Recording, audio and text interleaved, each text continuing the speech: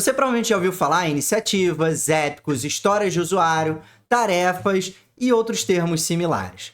Mas agora, você sabe qual a diferença entre eles?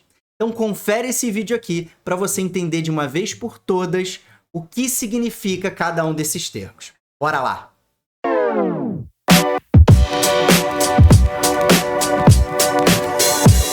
Fala galera, Dan falando aqui. Qual a diferença entre iniciativas, épicos, histórias de usuário e tarefas?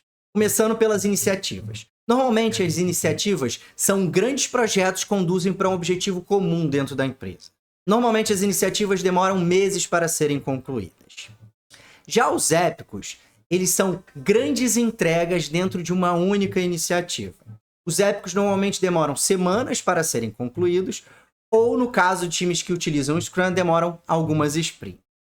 Dentro dos épicos você tem as histórias de usuário, que são requisitos menores, mais simples, escritos de formas mais simples, focando no ponto de vista do cliente. Uma história de usuário, ela normalmente demora uma sprint para ser concluída.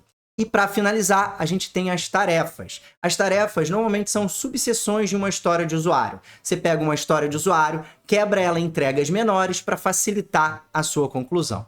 Uma tarefa normalmente demora dias ou horas para ser concluída. Portanto, galera, essa é a principal diferença entre iniciativas, épicos, histórias de usuário e tarefas, que é a complexidade exigida para a execução ou o tempo de entrega de cada um deles. Bom, galera, para finalizar aqui, esses conceitos eles podem variar um pouco dependendo da fonte que você consultar, do time, da empresa ou da ferramenta que você estiver utilizando.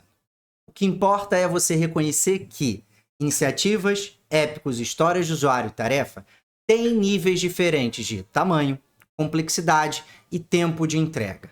Mas o mais importante de tudo isso, moral da história de tudo que a gente viu aqui, é que o seu time ou a sua empresa esteja muito bem alinhado sobre a estrutura que você está utilizando, a nomenclatura que você está utilizando, o significado de cada um dos termos que você está utilizando e o tempo esperado de entrega de cada um desses termos.